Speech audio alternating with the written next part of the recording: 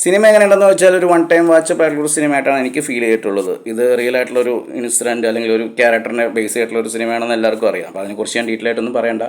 അപ്പോൾ സിനിമാറ്റിക് ആയിട്ടാണ് അതിൽ നിന്ന് കുറേ റിയൽ ആയിട്ടുള്ള സംഭവത്തിൽ നിന്ന് കുറേയൊക്കെ മാറ്റം വരുത്തിയിട്ടാണ് സിനിമാറ്റിക്കായിട്ടാണ് അങ്ങനെ ചെയ്തിരിക്കുന്നത്. പക്ഷേ കുറച്ച് സ്ലോവിലും കുറച്ച് എന്താ പറയുക വളരെ ഭയങ്കര മാസ് ഒരു ഇമേജ് അല്ല ഈ ക്യാരക്ടറിന് കൊടുത്തിരിക്കുന്നത്. അയാളുടെ ഇമോഷൻസിനെയൊക്കെ കൃത്യമായിട്ട് യൂസ് ചെയ്യാനുള്ള ശ്രമം നടത്തിയിട്ടുണ്ട്. ആ ശ്രമം ചില സ്ഥലങ്ങളിൽ വിജയിച്ചിട്ടുണ്ട്. ആ വിജയിച്ച സ്ഥലങ്ങളിൽ മമ്മൂട്ടി അഭിനയം കൊണ്ടാണ് വിജയിച്ചതെന്ന് പറയാം. അത് സ്ക്രിപ്റ്റിലൊരു എന്താ പറയുക ഭയങ്കരമായ ഒരു ക്ലാസ് പരിവേഷമുള്ള വില്ലനൊന്നും അല്ല സ്ക്രിപ്റ്റിൽ വന്നേക്കുന്നത്. അത് മമ്മൂട്ടിയുടെ അഭിനയം കൊണ്ട് അത് നമുക്ക് അങ്ങനെ ഫീൽ ചെയ്യുകയാണ്.